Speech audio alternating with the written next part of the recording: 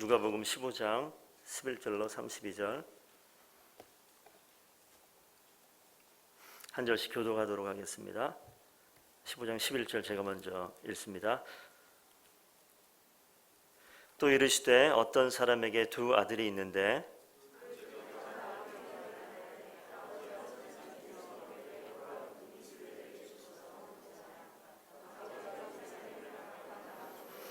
그 후 며칠이 안 되어 둘째 아들이 재물을 다 모아가지고 먼 나라에 가 거기서 허랑방탕하여 그 재산을 낭비하더니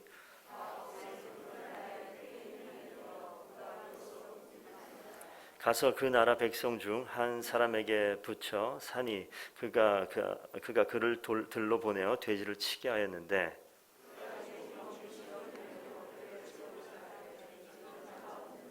이에 스스로 돌이켜 이르되 내 아버지에게는 양식이 풍족한 품꾼이 얼마나 많은가 나는 여기서 주려 죽는구나.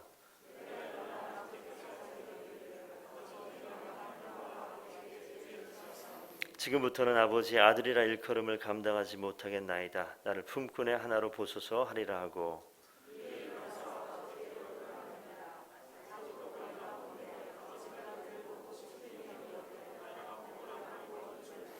아들이 이르되 아버지 내가 하늘과 아버지께 죄를 지었사오니 지금부터는 아버지 아들이라 일컬음을 감당하지 못하겠나이다 하나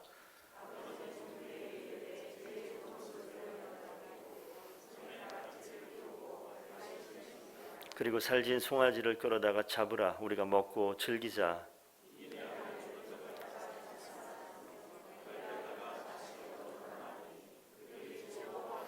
맏아들은 밭에 있다가 돌아와 집에 가까이 왔을 때 풍악과 춤추는 소리를 듣고 대답하되 당신의 동생이 돌아왔음에 당신의 아버지가 건강한 그를 다시 맞아들이게 됨으로 인하여 살진 송아지를 잡았나이다 하니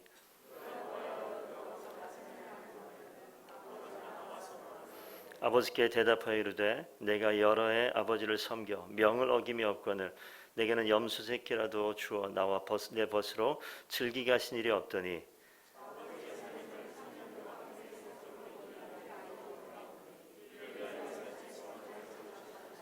아버지가 이르되 예 너는 항상 나와 함께 있으니 내 것이 다 내 것이로되 이 내 동생은 죽었다가 살아났으며 내가 잃었다가 얻었기로 우리가 즐거워하고 기뻐하는 것이 마땅하다 하니라. 아멘. 김대웅 목사님 나오셔서 하나님 은혜 말씀 전해주시겠습니다. 할렐루야. 오늘도 귀한 날 주님 앞에 나와서 주님의 말씀을 사모해서 오는 여러분들을 주님의 이름으로 축복합니다. 우리가 하나님의 말씀 듣기 전에 먼저 기도하고 하나님의 음성 듣도록 하겠습니다. 존귀하신 주님, 주님의 자녀들이 하나님의 은혜를 사모해서 이 자리에 모였습니다. 겸손한 마음으로 마음의 무릎을 꿇고 하나님의 음성을 사모합니다. 주님 말씀하여 주옵소서. 이 말씀을 듣고 우리 가운데 주님의 그 크신 은혜들을 다시 한번 깨닫는, 그래서 우리가 그 은혜를 덧입어 살아가는 저희들 되게 하여 주옵소서. 감사하며 우리 구주 예수 그리스도 이름 받들어 기도드리옵나이다. 아멘. 우리는 계속해서 예수님의 설교를 듣고 있습니다. 제 설교가 아니라 성경 말씀에서 예수님께서 비유를 통해서 설교하신 설교를 우리가 생생히 듣고 있습니다. 특별히 오늘 우리가 읽은 본문 말씀은 소위 말해서 탕자 비유로 여러분들이 잘 알고 있는 하나님의 말씀입니다. 이 말씀이 얼마나 익숙하냐 하면 17세기 빛의 마법사라고 이야기했던 렘브란트 사람이 그러니까 예술을 통해서, 그림을 통해서 돌아온 탕자의 귀환이라는 그림을 그릴 정도로 유명하고, 심지어는 교회밖에 믿지 않는 사람, 20세기에 앙드레 지드라는 사람은 반기독교, 소위 말해서 기독교를 욕하던 사람인데도 탕자 돌아오다라는 글을 통해서, 소설을 통해서도 이 이야기가 매우 유명하게 되었던 이야기입니다. 교회 안에 있는 사람이나 밖에 있는 사람이나 이 말씀을 너무너무 잘 알고 있는 말씀이죠. 제가 아마 여러분들 여기 지금 일부 예배 나오신 분들은 다 알고 계신 말씀인 것 같습니다. 주제가 무엇입니까? 하나님께서 잃어버린 아들을 찾는다. 이것이 이 말씀의 핵심인 것입니다. 그런데 이 누가복음 15장을 보시면 잃어버린 찾은 것을 단순히 아들을 찾은 것뿐만이 아니라 예수님께서 잃어버린 양을 찾고 잃어버린 동전을 찾는 이야기를 계속해서 하십니다. 예수님이 한국분은 아니신데 3번을 좋아하시는 것 같아요. 3번이나 이런 이야기를 하고 계십니다. 뭔가를 강조하기 위한 것인 것 같은데 예수님께서 왜 이 말씀을 하셨는지를, 이 설교를 하셨는지를 우리 함께 살펴보면서 이 말씀을 좀 생생히 우리가 들었으면 좋겠습니다. 우리 15장 1절 말씀을 보시면, 모든 세리와 죄인들이 말씀을 들으러 가까이 나오니, 2절 말씀 보시면 바리새인과 서기관들이 수군거려 이르되 이 사람이 죄인을 영접하고 음식을 같이 먹는다 하더라. 여러분, 예수님의 별명 중에 하나가 뭐냐면 죄인들의 친구였습니다. 사람들은 그렇게 비판을 많이 했는데 이 바리새인과 또한 서기관들이, 종교 지도자들이 왜 예수님께서 죄인과 함께 먹느냐라고 마음속으로 자기들끼리만 수군거렸습니다. 그때 예수님께서 그 내용을 아시고 하신 설교의 내용이 바로 이 연속된 3가지 잃어버린 것을 찾는 비유입니다. 그래서 3절에서부터 7절까지의 말씀을 보시면 여러분 잘 아시는 잃어버린 양을 찾는 비유의 이야기들이 나옵니다. 제가 간략하게 여러분을 대신해서 읽어보겠습니다. 예수께서 그들에게 이 비유로 이르시되, 그들이 누구냐 하면 바리새인과 서기관들입니다. 이렇게 말씀하십니다. 너희 중에 어떤 사람이 양 100마리가 있는데 그 중에 하나를 잃어버리면 99마리를 들여두고 그 잃은 것을 찾아내기까지 찾아다니지 아니하겠느냐? 예수님께서 원하시는 답은 뭘까요? 맞습니다. 그렇게 찾아러 가야 되겠죠? 라고 하는 답이었습니다. 찾은 즉 즐거워 어깨에 메고 집에 돌아와서 벗과 이웃과 더불어 먹고 말하되 나와 함께 즐기자 라고 동네 잔치를 하십니다. 그리고 난 다음에 여러분 7절 말씀을 잘 보십시오. 내가 너희에게 이르노니 이와 같이 죄인 한 사람이 돌아오면 어떻게 한다고요? 하늘에서도, 집에서도, 밑에서만 잔치할 뿐만 아니라 하늘에서도 회개할 것이 없는 의인이 99으로 말미암아 기뻐하는 것보다 더 기뻐한다라고 이야기하고 계십니다. 양을 잃어버렸습니다. 목자가 나가서 그 양을 찾습니다. 찾아서 돌아와서 동네 잔치를 하게 되고 하늘에서도 천국 잔치가 이루어진다. 예수님의 첫 번째 잃어버린 양을 찾는 비유였습니다. 두 번째 내용을 볼까요? 8절에서 10절 말씀은 한 여인이 드라크마 10개를 있었는데 그 중에 1개를 잃어버리니까 쓸어서 찾아내었다라는 이야기를 합니다. 그런데 옆에 말씀을 보시면 9절 말씀 한번 볼까요? 또 찾아낸 즉 벗과 이웃을 불러 모으고 말하되 나와 함께 즐기자. 이런 드라크마를 찾아내었노라 하리라. 여러분 좀 이상하지 않습니까? 이게 그 배보다 배꼽이 더 큰 상황입니다. 동전 하나를 찾았는데 마을 사람들과 함께 식사를 합니다. 그리고 난 다음에 10절 말씀을 보면 주님께서 다시 이렇게 결론을 내리시죠. 내가 너희에게 이르노니 이와 같이 죄인 한 사람이 회개하면 하늘의 사자들, 천사들 앞에서 기쁨이 되느니라. 하늘에서도 잔치가 이루어진다. 주님께서 그렇게 이야기하고 계신 거죠.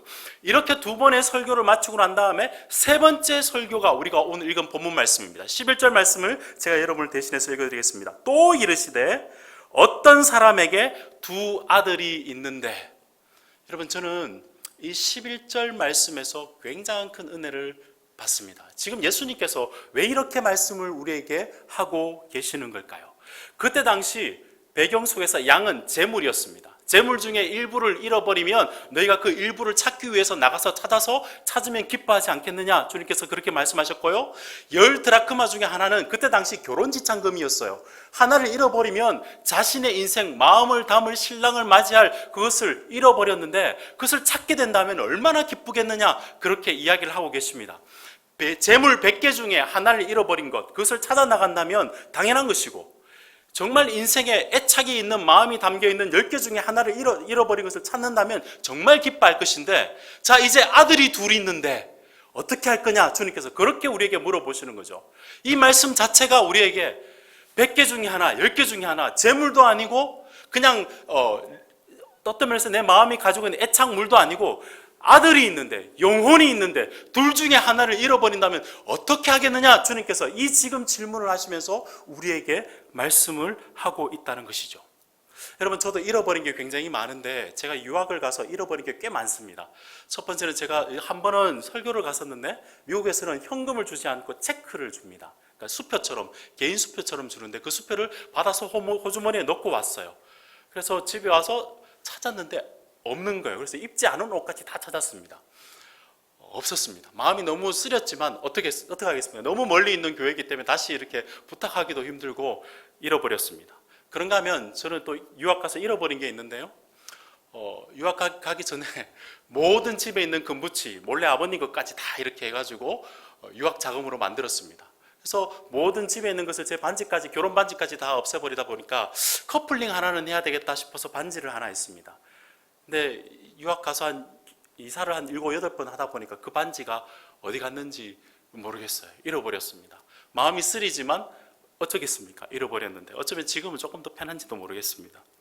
근데 유학을 가서 한 번은 마트를 갔습니다. 우리 집에 아이가 둘이 있고 딸이 하나 있어요. 손이 모자라는 거예요. 화장실을 다 갔는데 큰아이가 이제 볼일을 보고 난 다음에 아빠 밖에서 기다릴게요 라고 해서 나갔습니다. 나와서 온 가족, 이상 가족들이 다 모였는데 보니까 큰 놈이 없는 거예요. 저는 엄마한테 당연히 있다고 생각했는데 엄마 곁에 없는 겁니다. 어떻게 되었을까요? 물론 나중에 찾았습니다. 그 장난감 코너에서 찾긴 찾았습니다만, 여러분 이 세 가지의 경우, 제가 수표를 잊어버렸을 때, 반지를 잃어버렸을 때, 아이를 잃어버렸을 때 언제 가장 간절하게 찾고자 했을까요? 제 마음이 언제 가장 덜컹했을까요? 아들 잃어버렸을 때가 아니겠습니까? 주님은 바로 그 이야기를 하고 있는 겁니다. 너희 가운데 정말 잃어버린, 정말 소중한 것을 잃어버렸는데 너희 마음이 덜컹하느냐? 주님께서 그 이야기를 하시기 위해서 지금 탕자 비유 이야기를 하고 계시는 겁니다.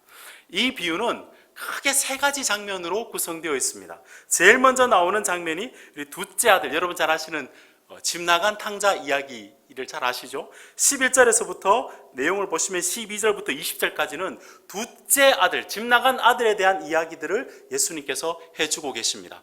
잘 아는 내용이시지만 제가 말하는 설교가 아니라 하나님께서 우리에게 어떤 말씀을 하고 있는지 조목조목 살펴보면서 이 말씀이 여러분에게 좀 다가갔으면 좋겠다 생각을 해봅니다. 이 둘째가 12절 말씀을 보시면 아버지에게 말합니다. 아버지여, 재산 중에 내게 돌아올 분깃을 내게 주소서. 여러분, 이게 우리가 듣기에는 별로 심각하지 않는 이야기인지 모르겠지만 이 이야기를 오늘 말로 바꾼다면 이런 겁니다. 아버지는 언제 되면 돌아가실 거고, 제가 아버지 돌아갔다 생각하시고, 저도 아버지 제가 없다고 생각하시고, 아예 지금 유산을 나에게 주십시오. 큰아들에게 줘야 될 3분의 2, 저에게 줘야 될 3분의 1, 지금 우리 서로 없다고 생각하고 지금 저에게 주십시오. 이 이야기를 지금 아버지께 하고 있는 겁니다. 그렇진 않겠지만, 설령 그렇게 되었어도 안 되겠지만, 만약에 여러분들이 여러분 자녀에게 그런 이야기를 한다면 어떤 마음이 들까요? 자식 아무 소용없다, 그런 생각 들지 않겠습니까? 이 재산을 요구하는 이 아들 앞에 아버지의 마음이 어땠을까요? 근데 본문 말씀을 보시면 아버지는 그냥 허용하시는 것 같아요. 아버지가 그 살림을 각각 나누어 주었더니 이렇게 말씀하고 있습니다. 이 살림을 나누어 주면서 아버지의 마음이 어땠을까요? 그 살림을 받은 그 아들은 갑자기 13절의 말씀을 보시면 매우 그가 하고 싶었던 일이 있었던 것 같아요. 13절 보시면 다 이렇게 이야기하고 있습니다. 그가 며칠이 안 되어서 둘째 아들이 재물을 다 모아가지고 먼 나라에 가서 거기서 허랑방탕하여 그 재산을 낭비하더니 이렇게 말씀하고 있습니다. 여러분, 살림을 나눠준다는 것은 단순히 땅을 나눠주는 게 아니에요. 단순히 살림을 나눠준다는 것은 재산뿐만 아니라 하인과 집에 있는 모든 것들의 3분의 1을 나누어 주는 겁니다. 그런데 그 둘째는 모든 것을 현금화했습니다. 그렇게 해서 그가 원했던 게 뭐냐면 먼 나라에서, 아버지 집에서 나가서 먼 나라에서 자기 마음대로, 여기서 허랑방탕이라는 것이 막 이렇게 음란하고 이런 내용이 아니라 낭비해서 자기가 하고 싶은 대로 살았다는 이야기입니다. 그렇게 했습니다. 여러분, 이 둘째가 왜 이렇게 했을까요? 아마 그의 마음속에는 아버지가 속박의 대상으로 여겨졌을지도 모르겠습니다. 아버지를 떠나서 사는 것이 더 자유롭고 아버지를 떠나면 내 원하는 대로 살 수 있다는 생각들을 했던 것 같습니다. 그런데 오늘 말씀을 보시면 그렇지 못했습니다. 말씀 보시면 14절 이후의 말씀을 보시면 그가 떠나고 난 다음에 그에게 일어났던 일을 두 가지를 간단하게 예수님께서 우리에게 말씀해 주십니다. 보시면 다 없앤 후 그가 그 나라에 크게 흉년이 들어 그가 비로소 궁핍하여진지라. 가서 그 나라 백성 중 한 사람에게 붙여 사니 그가 그를 들로 보내어 돼지를 치게 하였는데, 여러분, 이게 그가 가서 자기가 원하는 대로 살면 생활이 윤택할 줄 알았습니다. 그렇지 않았습니다. 그런데 이방 땅에서 가서, 유대인은 이방 땅은 어쩌면 지옥의 땔감이라고 불렀던 그들에게 가서 붙여 살았습니다. 그 중에 가장 부정한 동물이었다고 생각하는 돼지를 치는 일을 했다라고 말하고 있습니다. 아버지를 떠나면 자유롭고 풍성하고 자기가 원하는 자유로운 삶을 살 수 있을 줄 알았는데, 오히려 아버지를 떠나고 나니까 생활적인 부분에서도, 자기의 삶의 여건적인 부분에서도 환경이 풀린 것도 아니고, 무엇보다도 아버지의 집을 떠나고 나니까 자기의 정체성, 자기가 가지고 있었던 자존심, 그 모든 것들이 없어지고 자기의 정체성을 잃어버린 결과를 가지고 왔다. 주님께서 그렇게 이야기합니다. 무엇보다 16절 말씀 보시면 그 돼지가 먹는 쥐염 열매로도 자기의 삶을 지탱할 수 없는 처지가 되었다. 주님께서 그렇게 우리에게 말씀을 하고 있습니다. 여러분, 그리고 난 다음에 17절과 19절 말씀은 우리가 잘 아는 또 말씀인데, 그가 그렇게 된 처지에서 이제 드디어 스스로 돌이켜서 뭐라고 이야기하냐면, 내 아버지 집에 양식이 풍족한 품꾼이 얼마나 많은가, 아버지 집에 돌아가면 적어도 내가 먹고 살지는 않을까, 그런 생각을 했습니다. 여러분, 이 본문에서 이 부분에서 여러분들이 이 둘째가 드디어 회개했구나, 그렇게 생각할지도 모르겠습니다. 저는 이 본문이 둘째가 회개했다고 생각하지 않습니다. 여러분, 혹시 금식기도 한 40일 해보셨습니까? 저는 한 3일만 지나면 뭐든지 할 것 같아요. 사람들을 보면 사람들이 꼭 초코파이로 보이기도 하고요, 머리가 까마니까. 지금 이 둘째는 배가 고파서 생존이 위험한 지경에서 회개한 것이 아니라 자기 나름대로 살 수 있는 방책이 아버지께로 돌아가면 먹고 살지는 않을까, 자기 계획을 하고 있는 겁니다. 그런가 하면 18절 19절 보면 머릿속에 뭐라고 이야기하고 있냐면, 회개가 아니라 적어도 내가 돌아가면 아버지께 이렇게 이야기를 해야지라고 자기 계획을 이야기하고 있죠. 회개는 자기 계획을 이야기하는 것이 아니라 하나님 앞에서 자기를 완전히 내려놓는 것 아니겠습니까? 근데 이렇게 하면 아버지 집에 품꾼으로 내가 써주겠지라고 자기 계획을 가지고 그런 이야기를 하고 있는 겁니다. 여러분, 이 둘째는 아버지의 집을 떠나서 자기의 모든 것도 잃어버렸고 정체성도 잃어버렸고, 사실 그 문화 속에서는 죽어 마땅한 배은망덕한 아들이었습니다. 그도 잘 알고 있었습니다. 그냥 돌아갈 수는 없었고 그냥 가서 먹고만 살아야 되겠다, 이런 생각만 가지고 돌아가려고 작정했던 겁니다.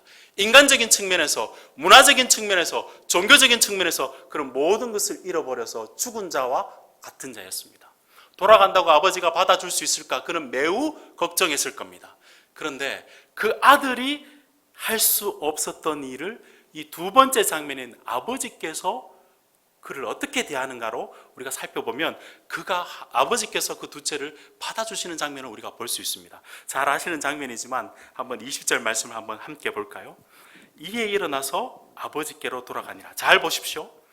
아직 거리가 먼데 아버지가 그를 보고 측은히 여겨 달려가 목을 안고 입을 맞추니. 아들은 가서 먹고 살기만을 원했습니다. 근데 아버지가 멀리서 아들이 돌아오는 것을 보고 아버지가 나아가서 측은히 여기서 그를 끌어안습니다. 여러분, 제가 한번 여쭤보겠습니다. 아들이 아버지를 보고 찾아가기가 더 쉬웠겠습니까? 아니면 언제 돌아올지도 모르는 아들을 보고 아버지가 나오기가 쉬웠겠습니까? 아들이 아버지를 보기가 더 쉬웠겠죠. 오늘 본문 말씀은 어떻게 이야기하고 있습니까?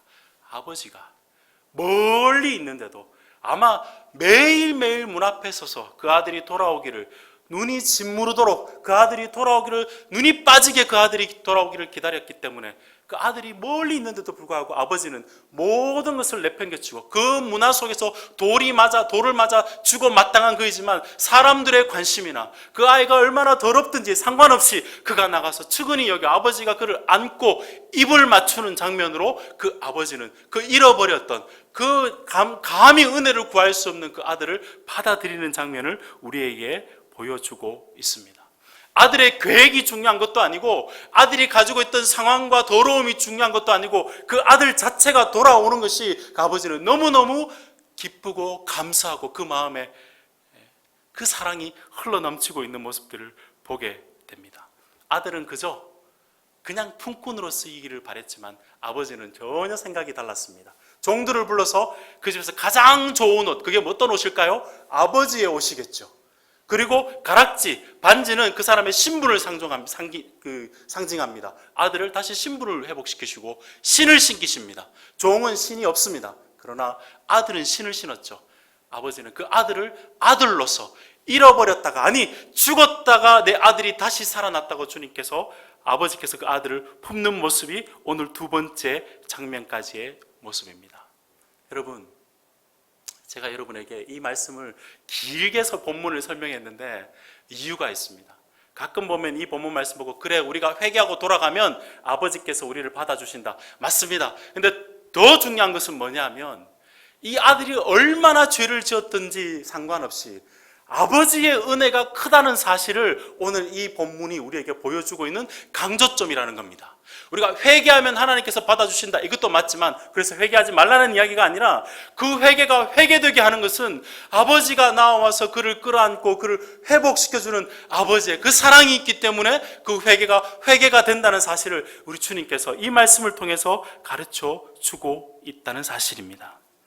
이 은혜가 많으신 하나님께서 완전히 잃어버렸고 은혜를 구할 수 없는 그를 낳아오셔서, 그분이 직접 낳아오셔서 끌어안고 받아주신 그 하나님의 사랑이 있기 때문에 회개가 회개될 수 있다는 사실, 우리가 지은 그 어떤 죄보다 하나님의 은혜가 크다는 사실을 오늘 이 말씀을 통해서 우리 주님께서 말씀해 주고 계신다는 사실입니다. 사랑하는 여러분, 제가 이 말씀을 드리는 게 참 조심스러운 부분입니다. 그러니까 우리가 죄를 지어도 된다, 이런 말을 드리는 것이 아닙니다. 우리가 어떤 죄인이라도 아버지 하나님께 나아갈 수 있는, 그것을 방해할 수 있는 것들은 아무것도 없다. 아버지께 나아가자. 그의 은혜는 너무너무 크시기 때문에 우리를 품으시고 안으시고 다시 한번 회복시키는 것은 아버지의 은혜 때문이다 라고 우리에게 말씀하고 있다는 것 꼭 기억해 달라는 말씀인 것입니다. 네, 여러분, 우리의 마음이 어떨까요? 저는 이 둘째 아들을 보면 우리의 인간의 모습을 너무 적나라하게 보여준다 생각을 해봅니다. 여러분, 우리가 정말 하나님을 알고 있다고 하지만 마음 한구석에서 하나님께 돌아가는 것을 걸그적거리게 만드는 방해물들이 혹시 여러분 가운데 있지는 않으신가요? 본문을 보시면 이 둘째 아들은 이방인에 가서 자기의 자존심이 상해서 그때 돌아온 것이 아닙니다. 돼지를 칠 때조차도 돌아온 것이 아니었어요. 쥐염 열매를 먹을 수 있을 때까지만 해도 돌아오기를 생각지를 않았습니다. 쥐염 열매까지 모든 것이 없으니까 그때 돌아오기를 원했던 것. 어쩌면 우리 인간의 마음이 태생적으로, 본질적으로 하나님 아버지를 거절하는 타락된 마음이 있다는 것을 우리 주님께서 이 둘째 아들을 통해서 보여주시는 것은 아닐까, 그런 생각을 해보았습니다. 사랑하는 여러분, 혹시 여러분의 마음속에, 여러분의 호주머니 속에 들어가 있는 쥐염 열매 몇 알은 뭐가 있는 건지, 무엇인지요? 한번 생각해 보셨으면 좋겠습니다. 여전히 이 말씀을 전하고 있는 저에게도 아버지의 은혜를 그렇게 사모하지만 여전히 내 호주머니 속에는 이것이 있기 때문에 이 부분은 내가 지키고 있는 그 부분이 있다면, 오늘 이 말씀을 통해서 다시 한번 모든 우리의 마음의 재물과 세속적인 모든 것들을 내려놓고 하나님 앞으로 달려갈 수 있는, 그 은혜가 크시기 때문에 하나님 앞으로 달려갈 수 있는 여러분이 되셨으면 좋겠습니다. 감히 제가 이런 말씀을 드립니다. 정말 쥐염 열매, 세상에서 얻는 그 쥐염 열매 때문에 하나님께로 달려가는 것을 방해하는 것들이 있다면 내려놓으십시오. 여러분, 그 쥐염 열매 그리스도인이 먹을 것이 되지 못합니다. 세상에서 아무리 귀한 것으로 나에게 만족을 준다 할지라도 그것은 우리가 먹을 것이 아닙니다. 아버지의 집으로 돌아가면 새로운 옷을 입혀주시고 우리의 신분을 회복해 주셔서 그것에서 잔치가 있는데, 쥐염 열매를 붙들고 있는 혹시 우리 마음속에 그런 부분이 있다면 오늘 이 말씀 앞에서 다시 한번 되돌아보시는 여러분이 되셨으면 좋겠습니다. 말씀이 여기에서 끝나면 참 좋겠지만 여기에서 끝나지 않습니다. 사실은 우리 주님께서 이 말씀을 바리새인과 서기관들에게 했기 때문에 사실은 이 세 번째 장면이 우리 주님께서 강조해 주고 싶은 말씀이었습니다. 우리 말씀 5절 말씀을 보시면 12절에 나왔던 마다들이 다시 등장합니다. 이 마다들이 밖에서 일을 하다가 돌아오는데 갑자기 멀리서 집에서 잔치 소리가 들리는 겁니다. 여러분, 마다들은 이미 아버지의 3분의 2 상속을 받았죠. 모든 것이 자기의 것입니다. 일을 하다가 돌아오다 보니까 멀리서 잔치하는 모습들을 이렇게 소리를 듣고 종들을 불러봅니다. 한 종이 이렇게 이야기를 하죠. 우리 본문 말씀을 보시면 본문 말씀 26절 말씀을 보시면 한 종을 불러 이 무슨 일인가 물은데, 이 종의 말을 잘 들어봐 보십시오. 대답하되 당신의 동생이 돌아왔음에 당신의 아버지가 건강한 그를 다시 맞아들이게 됨으로 인하여 살찐 송아지를 잡았나이다. 아마 종은 너무 즐거워해서 기뻐서 당신의 동생이 건강하게 돌아왔습니다. 아마 기쁜 마음으로 그 이야기를 했을 겁니다. 그 이야기를 들은 그 첫째 마다들은 뭐라고 반응을 하냐면 28절 말씀, 그가 노하여 화를 내고 들어가고자 하지 아니하고 아버지가 나와서 권하고 있습니다. 큰아들은 지금 잔치하는 것이 마땅치가 않았어요. 화가 났습니다. 그리고 집 밖에 있어요. 아버지가 나와서 잔치에 들어오질 않으니까 아버지가 나와서 그를 맞이합니다. 그때 큰아들이 뭐라고 이야기하는지 우리 한번 살펴볼까요?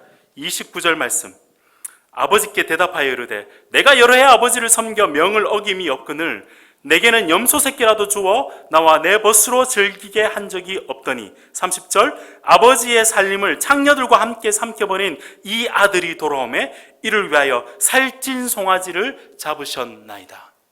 여러분, 지금 이 큰아들이 하고 있는 게 뭘까요? 지금 이미 그 아들은 아버지의 상속을 다 받은 아버지의 은혜를 아는 자인데 그럼에도 불구하고 자기가 섬기고 있다라고 이야기하고 있습니다. 아들의 마음이 아니라 종의 마음으로 아버지께 대꾸를 합니다. 그런가 하면 한 번도 아버지의 명을 어긴 적이 없다고 이야기합니다. 여러분, 자녀를 키워보신 분은 잘 아시죠? 자녀가 정말 아버지께 한 번도 명을 어기지 않고 그런 아이가 있을까요? 없을 겁니다. 지금 이 첫째 마다들은 뭘 하고 있느냐 하면 자기의 일함과 자기의 삶을 과대 포장하고 있죠. 그런가 하면 뒤에 뭐라고 이야기하냐면 나에게는 염소새끼라도 하나 주어 친구들과 함께 먹는 잔치를 해본 적도 없습니다. 이것도 과장입니다. 당시의 문화 속에서 염소새끼는 종들이 일하면서 먹던 음식이에요. 나는 죽으라 하고 일만 했지 나는 정말 아버지께 받은 게 없습니다. 이렇게 이야기하고 있는 겁니다. 그리고 난 다음에 그가 둘째에게 이렇게 이야기합니다. 창녀들과 함께 먹고 마신 아들이 돌아왔는데 왜 그와 함께 잔치를 합니까? 큰아들이 봤을까요? 아니죠. 자기를 포장하는 사람은 반드시 다른 사람을 비하하게 되어 있습니다. 큰아들의 문제는 뭐냐면 아버지는 둘째가 돌아온 것에 대해서 기뻐하는 그 모습이 탐탁지가 않았던 겁니다. 자기 의로 똘똘 뭉쳐서 나는 잘못한 것이 없고 나는 열심히 하나님을 섬겼는데 어찌해서 섬기지 않은 자와 함께 와서 잔치하는 아버지가 탐탁지가 않았고 자기는 내가 한 일을 주님께서 하나님께서 보상해 주셔야 되는데 보상을 해 주셔야 되는데 해준 적이 없다라고 이야기를 하고 있는 거죠. 그러면서 다른 사람을 지적하고 있는 것입니다. 여러분, 지금 큰아들이 무슨 이야기를 하고 있는지 잘 아시겠죠? 여러분, 이 시점에서 제가 여러분에게 한번 질문해 보겠습니다. 바로 이 시점에서 누가 탕자일까요? 집 나갔던 아들은 돌아와서 아버지와 함께 잔치를 먹고 있습니다. 잔치에 참여했습니다. 집에 있었다라고 생각했던 큰아들은 지금 집 앞에서 집 밖에 나와서 집 안으로 들어가지 못하고 오히려 아버지께 노하면서 나의 것을 왜 인정해 주지 않느냐, 혹은 다른 사람을 자기를 과대 포장하고 자기 의로 똘똘 뭉쳐서 다른 사람을 비난하는 모습으로 집 밖에 서 있는 사람, 누가 탕자일까요? 둘째는 세속주의에 빠져서 아버지를 떠나고 싶었다가 돌아왔던 탕자였다면 이 첫째 아들은 자기는 아버지 집에 있다, 인사이드에 있다고 생각했지만 아버지를 아버지로 여기지도 않았고 여전히 자기는 포장해서 아버지께 인정은 받고 싶어서 다른 사람을 비하하는 집 밖에 있는, 집 안에 있었던 탕자의 모습을 우리에게 그대로 적나라하게 보여주고 있는 겁니다. 여러분, 자기의가 뭘까요? 자기의를 가진 사람의 특징들이 있습니다. 그 특징은 뭐냐면 자기가 하는 일이 다 맞아요. 회개할 필요가 없는 것이죠. 그러면서 다른 사람을 비하합니다. 그런가 하면 자기의를 가진 사람의 특징들이 있습니다. 잘 들어봐 보십시오. 자기의를 가진 사람의 특징들은 영혼이 돌아오는 것에 대해서 기뻐하지 않습니다. 그런가 하면 자기 의를 가지고 있는 사람은 아버지의 마음을 모릅니다. 제가 섬기는 전통적인 교회에서 한번 이런 일이 있었습니다. 중고등부뿐만 아니라 모든 교회가 연합예배를 드릴 때, 연합예배를 드리면 꼭 이슈가 되는 것이 바로 찬양이기도 합니다. 어린아이들이 부르는 찬양, 중고등학생들이 부르는 찬양, 어른들이 부르는 찬송이 다르기 때문에요. 한 번은 어떤 분이 저에게 이렇게 이야기를 하시더라고요. 요즘 아이들이 부르는 찬양은 꼭 이렇게 사단의 노래처럼 너무 시끄럽다, 그렇게 이야기를 하시더라고요. 자기가 지금 하고 있는 내 스타일에 맞는 것으로 다른 사람들이 하고 있는 것을 재단하는 것은 자기의입니다. 그런가 하면 한 번은 제가 신방을 했는데 그 교회에 부임한 지가 얼마 안 되어서 한 2년 정도 되었나요? 부임하여서 신방을 하고 있는데 그 신방한 곳의 집사님께서 이렇게 말씀하시더라고요. 어떤 젊은 집사님이 열심히 설거지를 하고 있는 모습을 보면서, 목사님, 저 집사님 우리 교회 들어온 지 한 1년밖에 되지 않았습니다. 그렇게 해서 저렇게 열심히 내고 있습니다 라고 이야기를 하더라고요. 그 마음속에 제가 느꼈던 부분이 뭐냐 하면, 그 사람이 열심을 내고 있는 부분들을 조금 있으면 열심히 사라지겠구나라는 전제를 가지고 저에게 이야기하는 듯하게 느껴졌습니다. 그래서 제가 이렇게 말씀을 드렸습니다. 저도 교회에 온 지 2년밖에 안 되어가지고 지금 뜨거운 건지도 모르겠습니다. 그렇게 말씀을 드렸습니다. 내가 지금 열심히 하는 것으로 다른 사람을 재단하는 것은 자기의입니다. 아버지의 마음을 모르는 것이죠. 여러분들은 잘 모르시겠지만 저는 이 세상에서 가장 자기의로 똘똘 뭉친 사람을 한 명 알고 있습니다.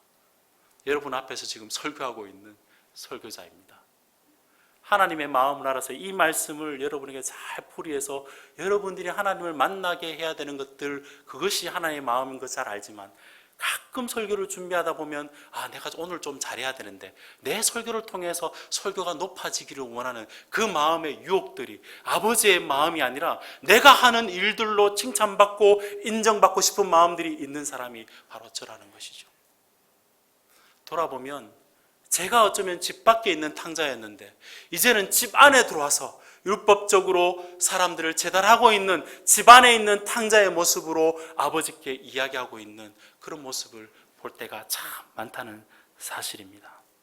사랑하는 여러분, 어쩌면 많은 성도님들이 교회 밖에서, 많은 가난한 성도들이 교회 밖에서 떠돌아다니는 것은 그들이 탕자이기 때문이 많이 아니라 교회 안에서, 집 안에서 있는 탕자들이 너무 많아서 그들을 제대로 받아주지 못해서는 아닐까, 그렇게 생각해 봅니다.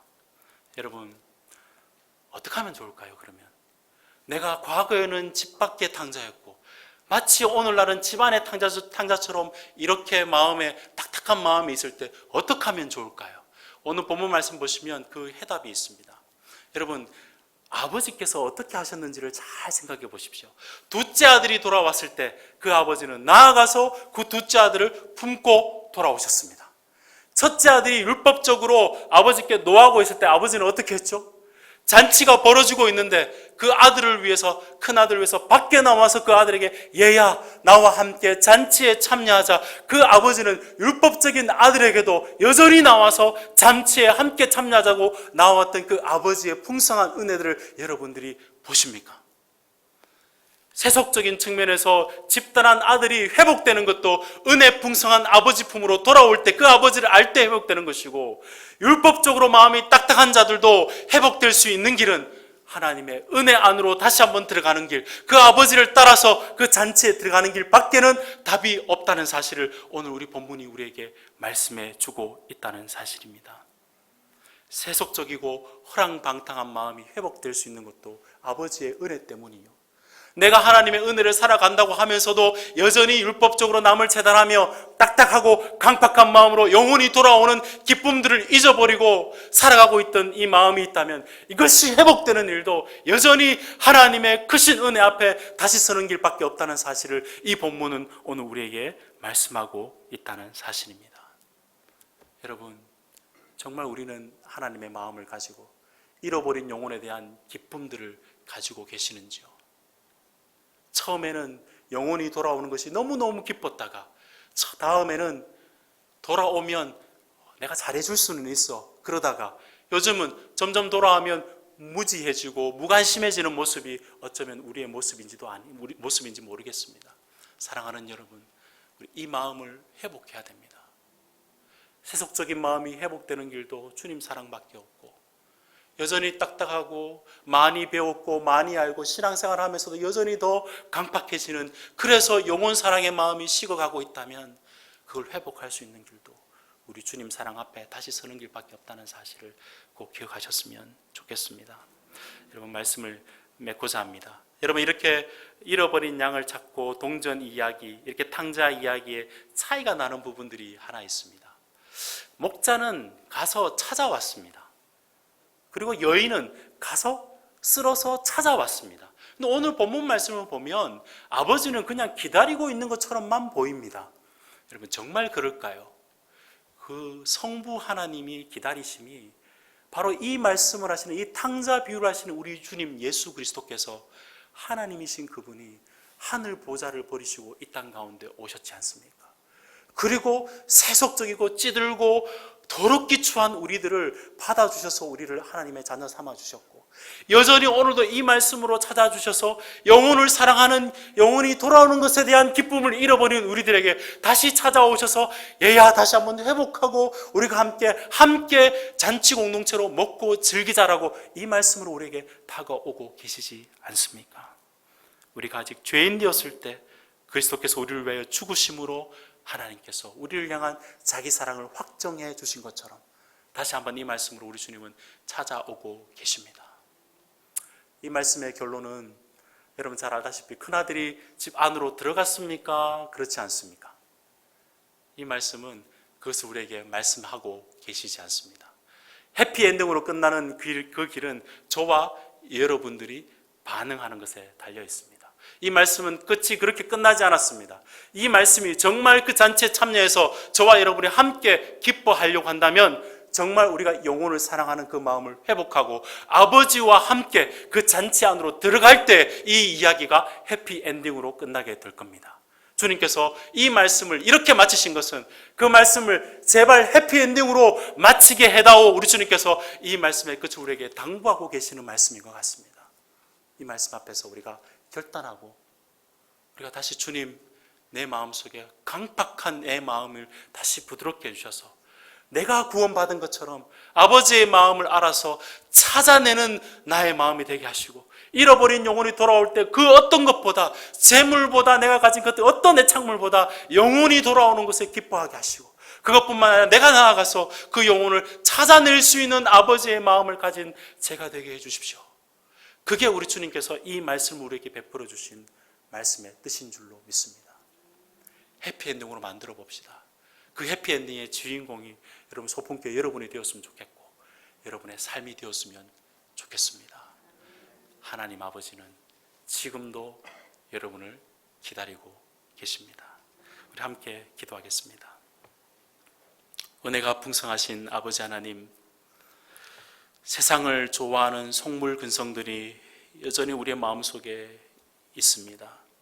나의 재물과 내가 바라는 것들을 위해서 아버지를 떠나면 더 좋은 것을 얻을 것 같은 그런 사단의 속삭임에 속아 넘어가는 우리들의 모습이며, 여전히 쥐업 열매 몇 가지를 붙들고 아버지께로 돌아가지 못하는 우리들의 모습을 볼 때가 많습니다.